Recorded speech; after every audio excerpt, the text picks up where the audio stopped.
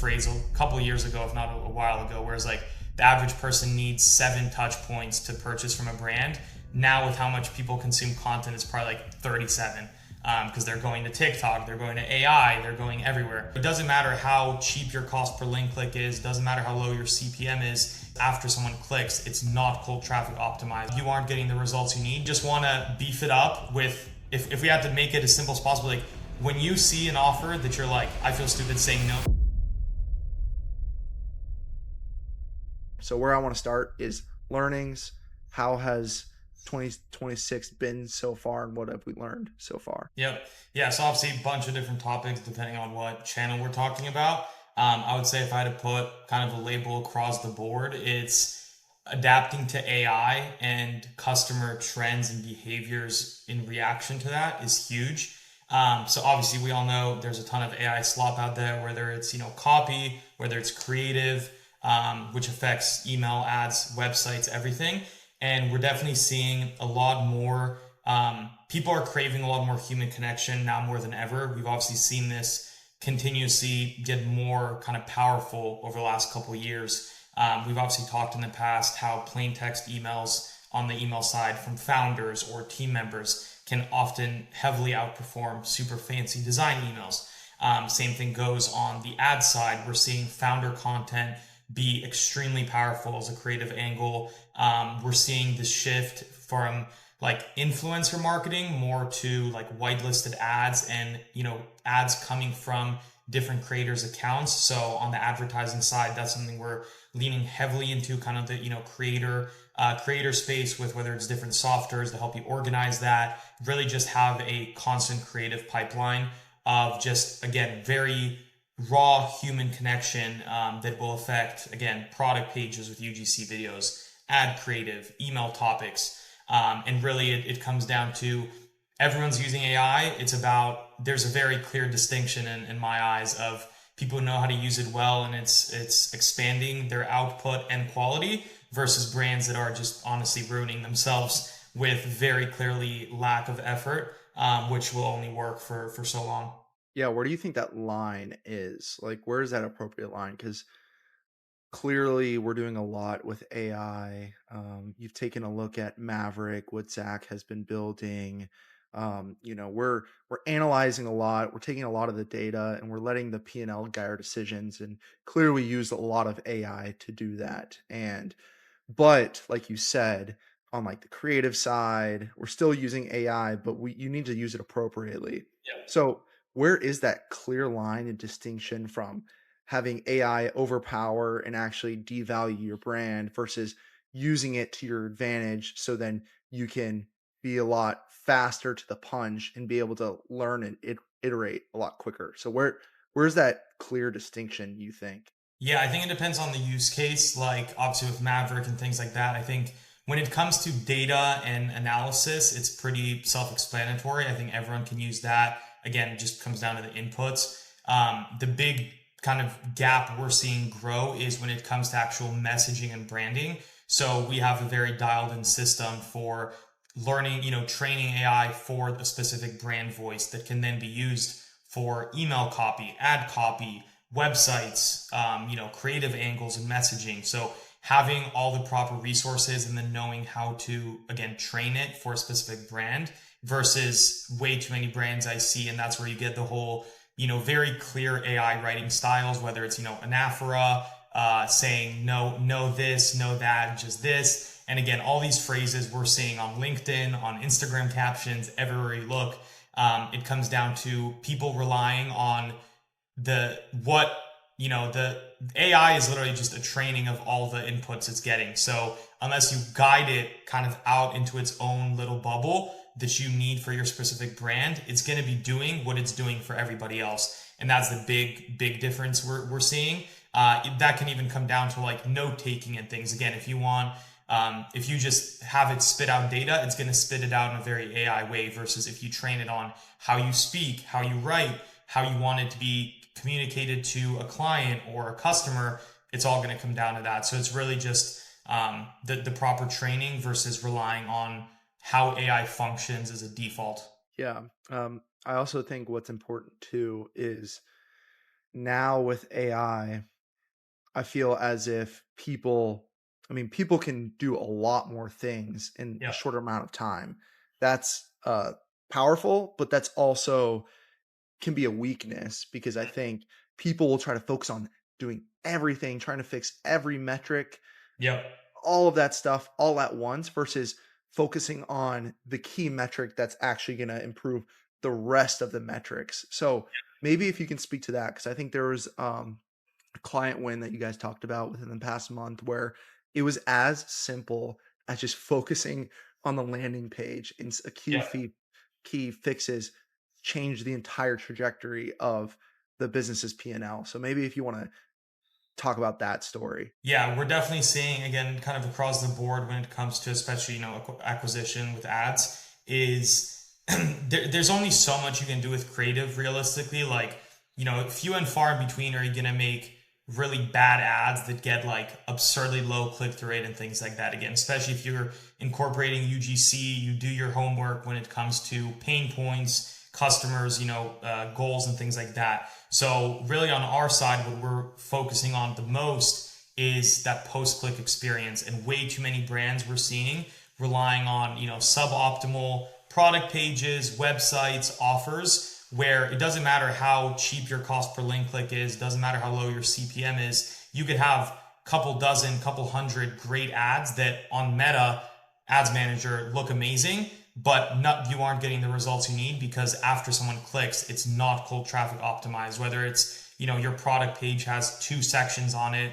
just the native Shopify product description and then a review widget, versus, as you mentioned, we've been revamping a ton of product pages, websites to all serve as the most optimized for cold traffic, which obviously you can create, and we do separate pages specifically for a offer or an ad. However, if you improve a native product page for a brand's bestseller, that's going to help conversion rate on Meta, on Google, on email, on SMS, on organic traffic. And that's where we're seeing these huge improvements in conversion rate, which again, that's going to trickle down and affect everything. So we found that to be, again, once you have a good pipeline of ads coming in, you obviously want to keep iterating on concepts. You want to increase volume. But if you take an honest look and can't say that your product page is maximized for cold traffic from a messaging and from an offer perspective, it doesn't really matter. What creatives have you seen working as of recently? Like what style? I know there's been a lot of debate like statics are dead and people are talking about UGC and there's all that AI slop that you're talking about. What have you been seeing trending over the past, month or two in creative that you're like very confident in? Yeah, it also is something that we're really focused on looking at ads more of as a ecosystem, not just like individually, where we're often seeing, something more eye catching, stops the scroll, viral style, video. That's the one that's getting a ton of the spend and the attention.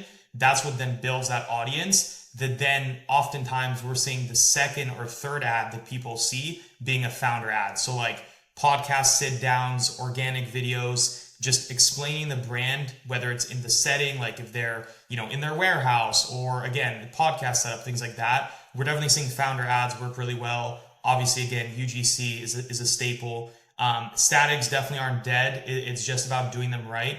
I think we've seen way too many times where people try and cram a million things into a static versus you just want it to be simple, eye-catching, like headline. Like realistically, yes, you can have a couple little extra details, but the ones we're consistently seeing work best is just one or two kind of phrases, lines, whatever you want to call it, that just evoke a ton of emotion with really like triggering words, so to speak. So again, it's something related to a pain point or a problem, things like that, dream outcome. And those are also super powerful where again, statics are a lot easier and faster to turn around. Now, bringing AI back into the conversation, you can come out with a bunch of different formats, and that's that can help you test concepts where, okay, you found a winning, if a product can help with 5 different things, but you're seeing 2 of your statics are the highest spenders and they have a very clear call out related to weight loss. Now you know that you want to lean into weight loss for your next round of UGC or founder ads or the website messaging.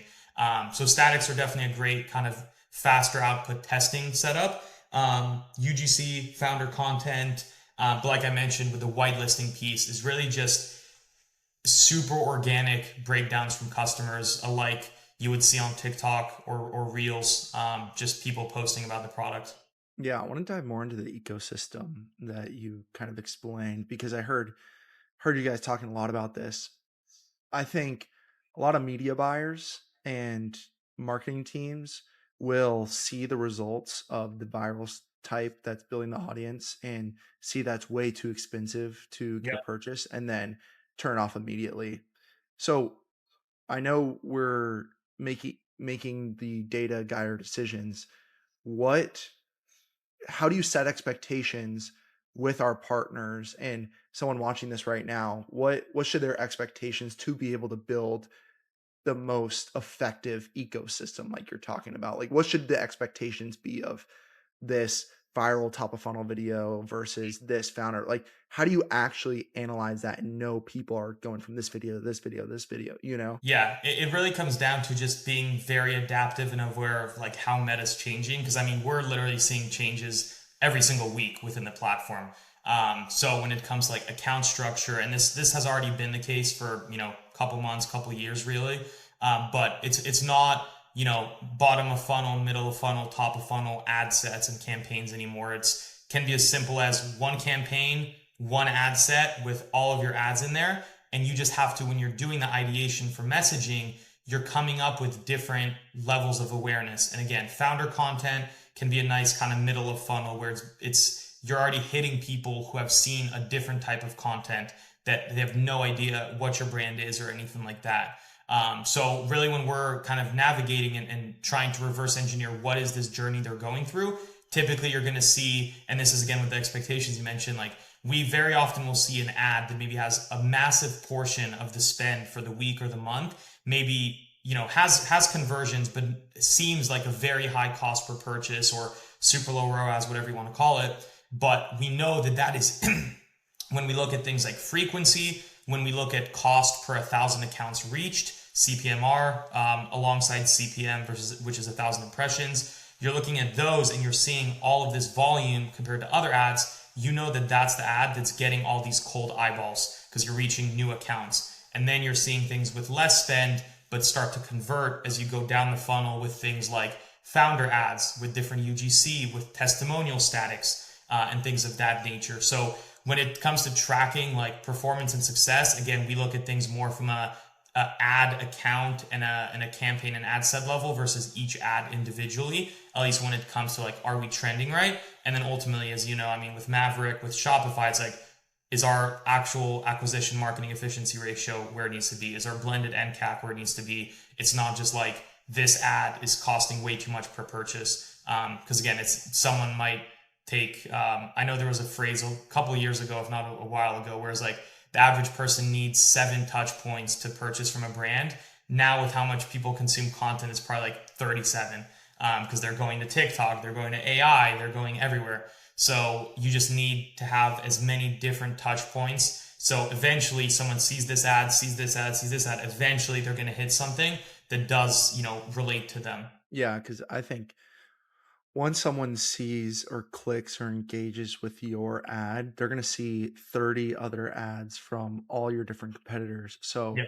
how are you going to differentiate yourself? And I think it does go to those founder videos, the product explainer type Yep. videos, where it's just breaking down every explain the who, what, when, where, why, how. Like, Yep. how can you answer all those questions in a million different ways Yep. for the consumer because they're going to see all of those different ads. Last thing I want to talk about over learnings of the past quarter is creative testing because I know that's a big thing of obviously you're going to have to test a bunch of different creatives at different ad spend levels. What is some guidance that you give people whenever it does come to creative testing? What's telling you to test more creative? What's the frequency at what spend and what are you seeing there? Yeah, realistically, like, of course, a brand spending, close to 6 figures a month is going to be very different than a brand spending, $10,000 a month and everything in between. But realistically, batches of 5 to 10 plus ads per week, I think is totally feasible, especially again if you have this system of affiliates or creators making you content. Like, it doesn't hurt to again just toss new ads into your one campaign, one ad set with Advantage Plus. However, again, you just have to be aware of where your brand stands. So, for example, if a brand that has a very high cost per purchase because it's a very high AOV product, if it's only spending a couple $1,000s a month, you're more than likely going to stay in Learning Limited for a while. So those are cases where you don't want to test quite as many ads, or you need to focus more on lowering your cost per purchase with a better offer, with a better destination, because you need to be getting out of Learning Limited, meaning you need over 50 purchase events. So you do have to make sure that you're not, launching 50 ads if you're not getting anywhere near enough purchases on a single ad or an ad set as a whole. So the more you spend, of course, the more you want to test. But every brand, again, with how fast you can create statics, with how fast, if you have the right systems in place, you can make founder content, you can get UGC, all of that. Definitely, launching a good batch every 1 to 2 weeks should be the play. Sweet.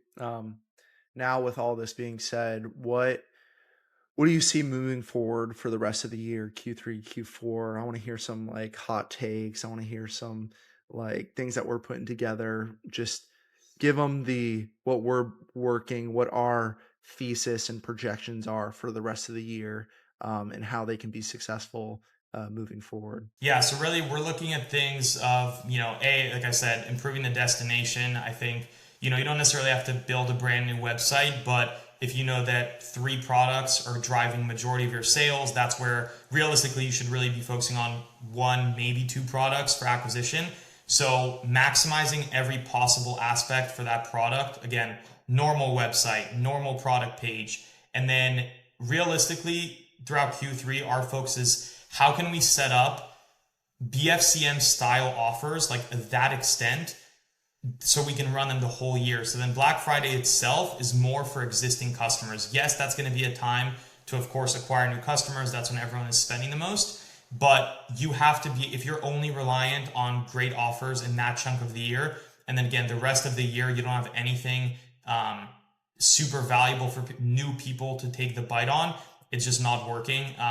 There's dozens of brands, we study all the time, and it's shocking how much value people are giving away now, no matter the size. Like, you get the massive discounts, high AOV plus a million freebies, and that's the playbook that all industries and brands are running right now. And we are, as well, because that's what seems to work. People aren't going to bite for a small discount anymore.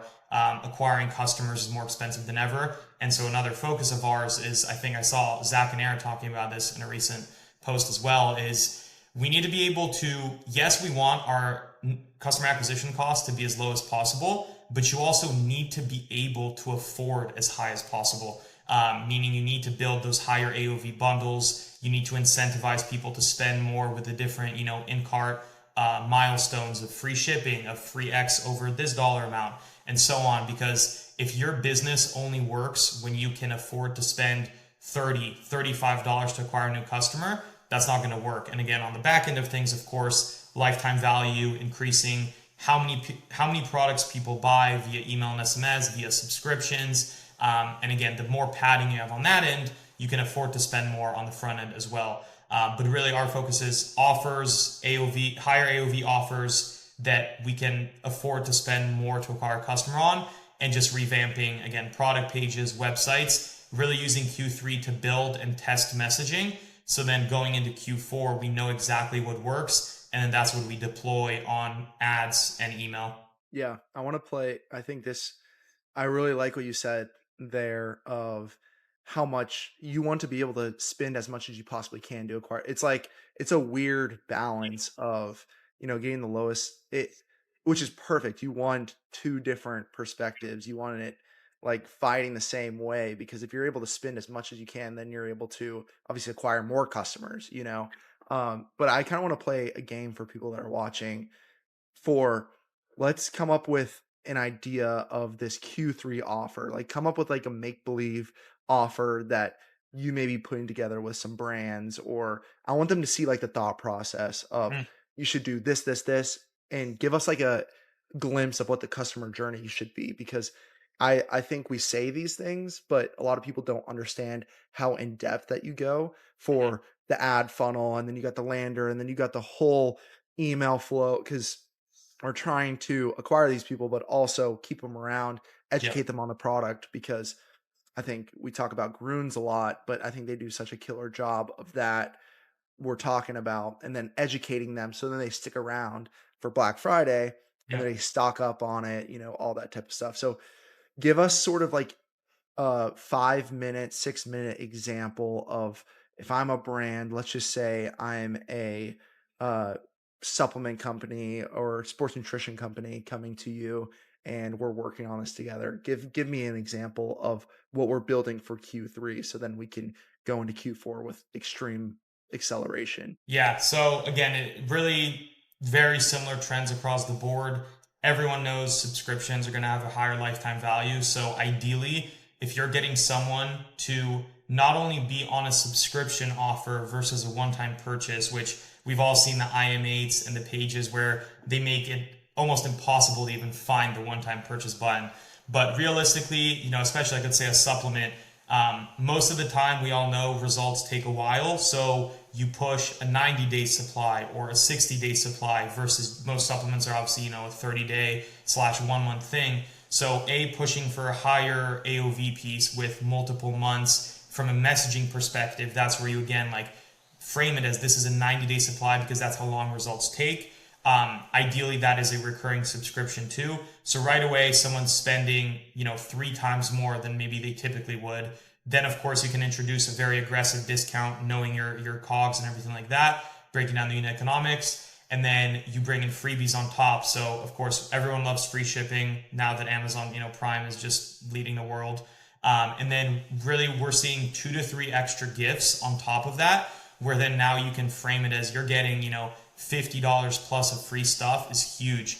Of course, you want to make sure these are valuable and actually related to the problem that someone's buying your product to solve in the first place. So let's say it's supplements, let's say it's a powder, maybe you get a customized frother, or maybe you get a shaker. If it's pills, maybe you come, and obviously this is going to require more manufacturing, more effort, but if that's what it takes, you got to do it. Let's say you got, capsule-based supplements. Maybe you come out with a customized, branded, more premium like pill container for Sunday through Saturday, things like that. So right there, you have higher AOV subscription product plus free shipping plus customized gift. You could toss in a mystery gift that's either, again, something that makes sense and someone who gets it will actually find valuable. So for example, I tried out CarPay's funnel, which we've all seen their street interviews, we've all seen their stuff. So they have like the 4 pack of deodorant, which is massive savings versus you buying 1 or 2. They have free shipping. They have a free like bag, like a tote bag. They have a free like essentially like scrub slash wash, which is the direct pairing with the deodorant. And then they had a I think one more freebie. So right, I think it was like samples or travel wipes or something. So if you can come up with 2 or 3 products, arguably you could have one of them as a mystery gift. Let's say you have a bunch of apparel or accessories you just are sitting on stock of. Toss that in. Again, you can put on a real value of what it is. Most of the time, brands don't have products cheaper than $5 to $10. So right there, shipping is usually $5 to $10 plus. You have a free mystery gift, $5 to $15. 2 more products. Again, maybe if you have really good margins, you could toss in, if you have a supplement that is XYZ, and you have if you have a fat loss supplement and you have a supplement that aids fat loss in another way and your cogs on that are good, toss that in. That right there could be another $30 of free stuff that only costs you a couple dollars if you have 70-80% margins. So if you can have almost as much value in free gifts as much as someone's actually spending, you want to make them see this product page and think, I feel stupid saying no. And of course this ties into the whole Hormozy $100 million offer concept. And then of course after the fact, when it comes to before click, after click testing, of course you can have ads going straight to this offer page. You can test advertorials, you can test quiz funnels, you can test listicles. For different brands, different industries, we see different kind of pre-qualifying pages work, and sometimes just going straight to the product or offer page works fine. And then of course, product on sorry on product page upsells, in-cart upsells, post-purchase upsells. That's all stuff that you could potentially get right then and there. And then you also have on the email side, post-purchase, like cross sells. So if you know that someone's buying a weight loss or an endurance supplement, make a flow that follows up with them and either pushes a restock. If it's not a subscription purchase, you could push auxiliary products so everyone can benefit from creatine. If you have creatine on your store, push creatine in the post-purchase upsell, in the email flow, all of that sort of stuff. So really you just want to beef it up with, if we have to make it as simple as possible, like when you see an offer that you're like, I feel stupid saying no because I'm spending $75 but I'm saving slash getting the same amount of free stuff, like that's where you're golden. Well, I appreciate it, Xavier. I know you're super busy bouncing back and forth with a lot of things going down. So, hopefully, you guys found some really good value out of that. Xavier dropped a lot of knowledge and excited for what we're doing the back half of the year. And if you're watching this and if you're a brand that is looking to work with us, we have our core offer, usually for brands that are doing more than $100,000 a month. Book a call with us down below, and we're going to walk through and build you this roadmap like we talk about. We're going to dive through your P&L. We'll give you a full audit, give you a roadmap to success, and hopefully we can work with you guys. If you're a brand doing less than $100,000 a month, we have our Forge program, which is our done with you offer. So you'll be working with our team, and we'll be building this alongside you to get to that point to where we can jump in and, scale you guys. So I appreciate you guys watching. Please like, subscribe, and we'll see you on the next episode. Peace. Peace.